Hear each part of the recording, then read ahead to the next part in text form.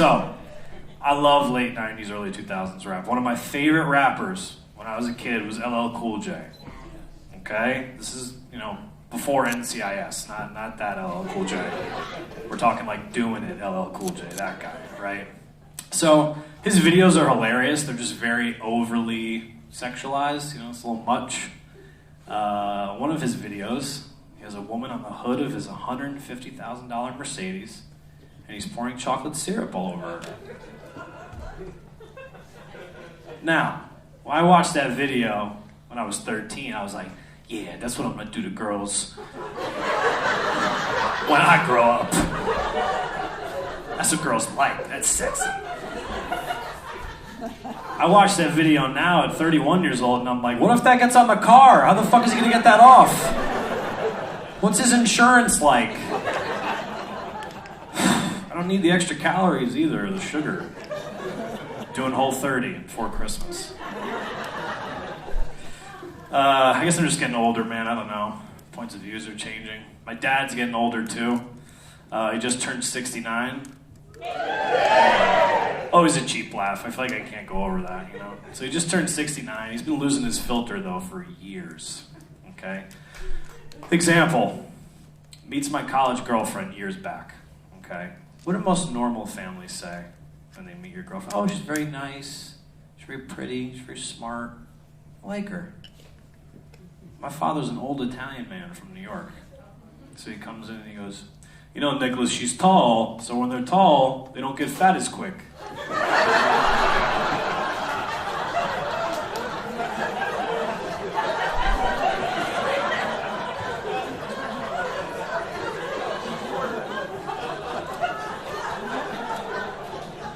What, dude? To top it off, he goes, your mother's tall, and then he winked at me. I said, get the fuck out of here, man. I'm sick of your shit. Now, that was 8 years ago, okay? So it's gotten way worse. For example, a few months back, he came to one of my shows. I shouted him out. I said, Dad, I love you. Thank you for all the support. I look in the very back of the room, and he's doing this. I go, are those my balls? He goes, this is the man who raised me, okay? Makes for a unique childhood. I was kind of a weird kid. Here's an example. You had to do a book report in 6th grade, okay? You had to pick a famous person throughout time, read their autobiography or biography, and present to the class. Now people are picking Abraham Lincoln, Maya Angelou, George Washington. I picked, you guessed it, LL Cool J. This isn't even a joke, this is just my life. Okay? I waited till the last minute to get a book. My dad took me to the public library. There's a picture of LL on the cover, with a parental advisory sticker on it. My dad goes, yeah, my 12-year-old can read that. Sure, why not? Perfect. So best part about this book report is you had to come in dressed up like the person and present. Okay? So I had a pant leg rolled up. I was licking my lips, calling my teachers ma and shit. The theater teacher appreciated it, but that was it. She's like, you're in character, I love it. But everyone else was like, what the fuck's wrong with this guy? I was wearing a FUBU jersey. You guys know what FUBU stands for? For us, by us. I was not the us they were referring to. They're talking about LL Cool J. I'm more like LL Bean. You know what I mean? That's more my speed. That's where I belong. Oh, man. Any single people here in the house? Down front? Perfect. Great. You, over there? Yeah, apparently. I said that at a show once, and then a friend, a group of girls like you, pointed to her friend, was like, is anyone single? She goes, she's pregnant.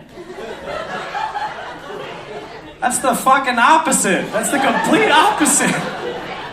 I know, you didn't do it. I'm not saying you did that. It was another group of girls. Don't get offended, girl. All right? So I'm the last single friend out of my friend group. We're all married, got kids and stuff now. The other day, They're texting me, they asked me about dating, and I went to text them about it, and dating auto-corrected to dying. I was like, that's about right. Perfect. So they always try to set you up with people, which is annoying, right? Like, oh my god, I have this friend for you. She has the best personality. Like, oh, you know what that means, right? Just gonna walk through that door and we're gonna have the same fucking facial hair. Looked like she could play left guard for the New York Giants. It's like, oh boy, alright, I'm okay. I prefer to meet girls in person. I just do. The other night, I'm at a bar. Meet this girl, right? We're talking, hitting it off. She's nice, cute, funny, all that stuff. Until she asked me how old I am. So, I'm 31. She just goes, ooh. I'm not really dating younger guys right now. I just feel like we're in different places in our life and we want, like, different things. I said, how old are you? She said, oh, I'm 32.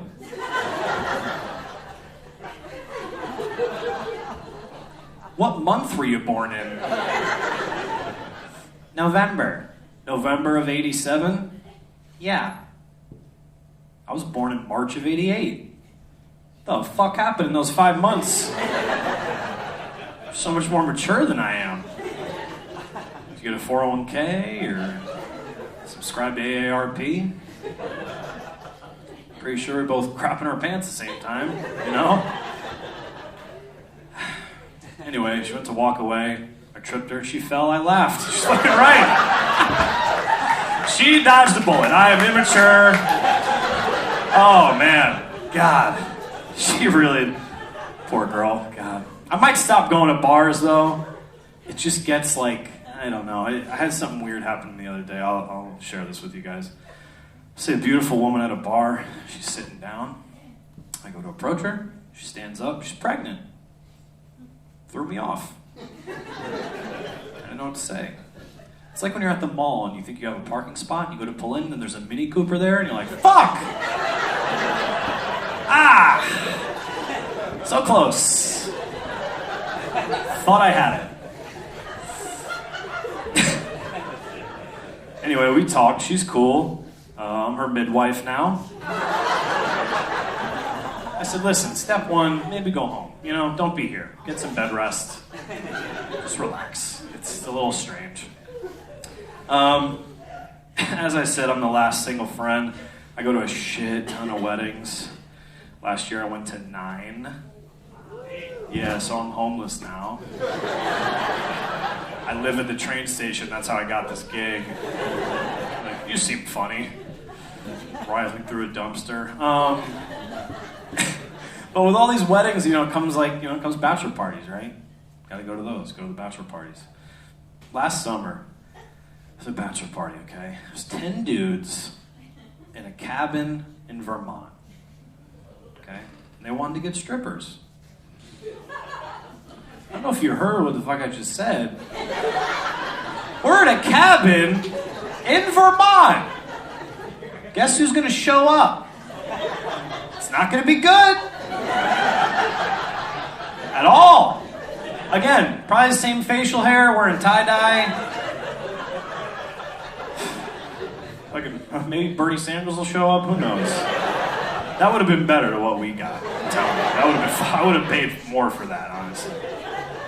So anyway, closest strippers we could get are from Boston. Yeah, I know what you're thinking. Where in the world is there a sexier accent on a person, right? Where can you find it? So you pay money to get them there, right? Which is a nightmare. And then you get them there, and then they just start giving you like add-ons, like menu items, things like that. They're like, it's for real.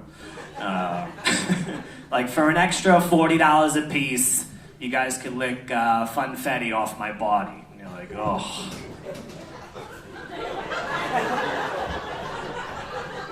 Again, I don't need these extra calories or the sugar. I'm fine. She was like, for an extra $60 a piece, you can watch me and Crystal here with a dead, soulless look in our eyes make out with each other. while I'm wearing a Tom Brady jersey. I'm like, oh my fucking God. Just kill me already. Now, if she was like, for an extra $80 a piece, we could call my dad on speakerphone and see if he answers. That's the sick shit I'm trying to see. You know what I mean? Like, that's what I'm looking for. He didn't pick up. He didn't pick up the phone. It's okay, though. It's all right. You ever notice how people could go through the same thing and have very different experiences? Like high school. Some people loved it, some people fucking hated it, whatever. Everyone has different experiences. Both of my grandfathers fought in World War II. Okay? One of them, on my mom's side, okay? This dude was a sergeant, 42nd Rainbow Division, 300 guys in his platoon, 12 came back. Okay? Because he climbed to the top of a church tower and popped this Nazi captain so he could go home to his 3 daughters. True story. Okay? Now, on my dad's side, my grandfather was in World War II, was a cook. Which is fine. You gotta feed them. You have to, right? It makes sense. When I asked my grandfather, I said, Grandpa, what was the highlight of World War II for you? And he goes, you know, did a lot of cooking, but this one time in Belgium, we used to watch these 2 women go at it, and we throw pennies at them.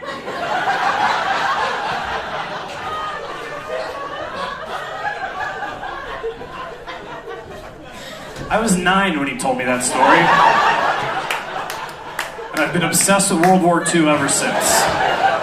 And I have a flight booked for Belgium next week. That's it for me, guys. Thank you so much.